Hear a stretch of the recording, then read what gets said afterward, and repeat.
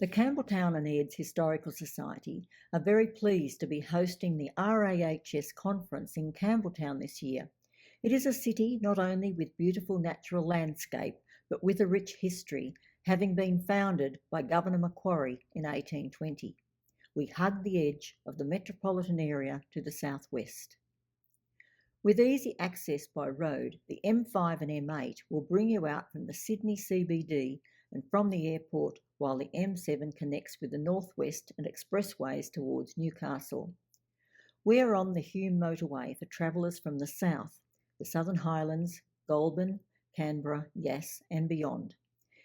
If you would rather travel by train, we're on the main South Line for those coming from the south of the state.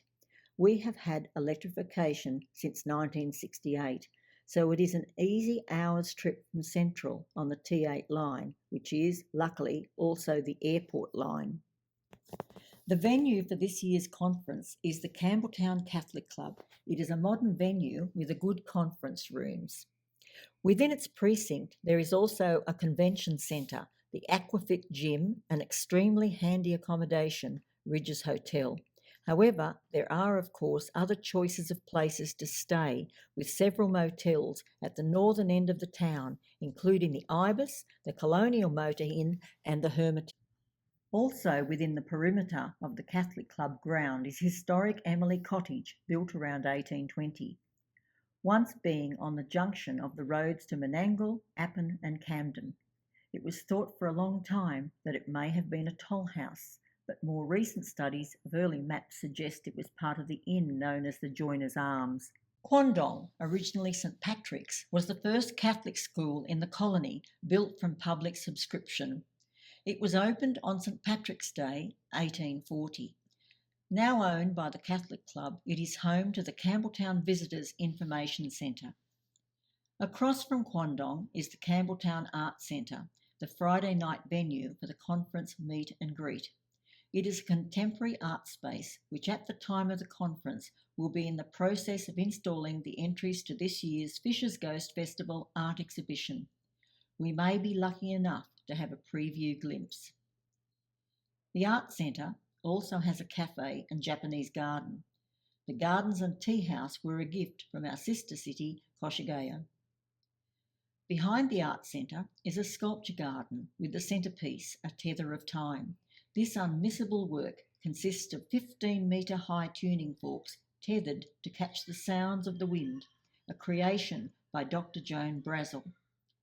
Other parks in short walking distance from the Catholic Club are Koshigaya Park, also gifted to the people of Campbelltown by a Japanese sister city. Here you will find Campbelltown's first public yarning circle, built as part of the Campbelltown 2020 program. A prominent feature of the circle is a series of carvings depicting the lyrebird created by Auntie Jenny Shillingsworth and Uncle Larry Hill. On Burrungi Creek there is a parkland as part of Marsden Park. This area is central to the suburb of Park Central. Campbelltown Hospital is within this area. While across the Moore Oxley bypass from the Art Centre is the newly opened Billabong Parklands. It is a water recreational space, also including barbecue facilities, picnic areas and shaded huts.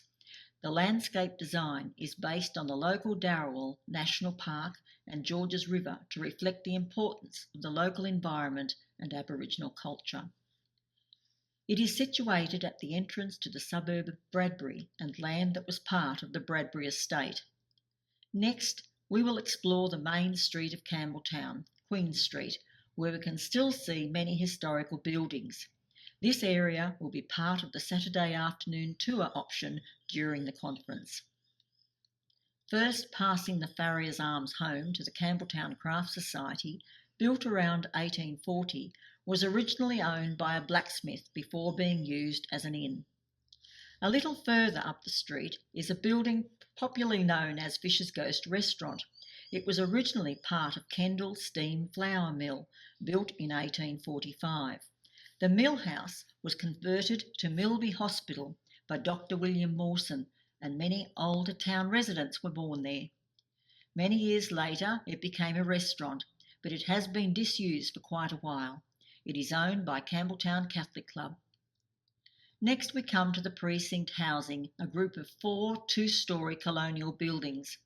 These were built between 1844 and 1858 and restored by the state government in the 1960s. The first one is a coaching house, believed to have been used by Cobb & Co. Next we pass the Old Town Hall and Fire Station, now the home of the Campbelltown Theatre Group. The CBC Bank is close by. This is a fine Italianate-style building, was designed by the Mansfield brothers and built from 1874 to 1881. It is understood that the building still contains a stone-domed vault. The CBC sold the bank chambers and property in 1986. The old post office was built in 1881. The Victorian Italianate-style balcony and clock were added in 1893, designed by local architect A.R. Payton. The centre of town is well modernised, with council always keen to keep it busy and vibrant. An on-cue project is running with innovative ideas for public spaces in Queen Street and Lithgow Street and is proving very successful. Until finally we get to the northern part of the street, once, like many country towns, the home of many a town drinking spot, it now has a modern face. St Peter's Church, the oldest Anglican church in the state, can be seen at the far end of Mawson Park. The church celebrated its 200th anniversary last year. Doubling back, we will check out one more very important building. Situated on Lithgow Street, we have the Georgian-styled 1840s built house called Glenalvon. Not only important for its historical significance, it is important to us, being home to the Campbelltown and Airds Historical Society. A visit to Glenalvon is also an option during the first day of the conference. We have so many places worth visiting. We hope you come and enjoy your stay.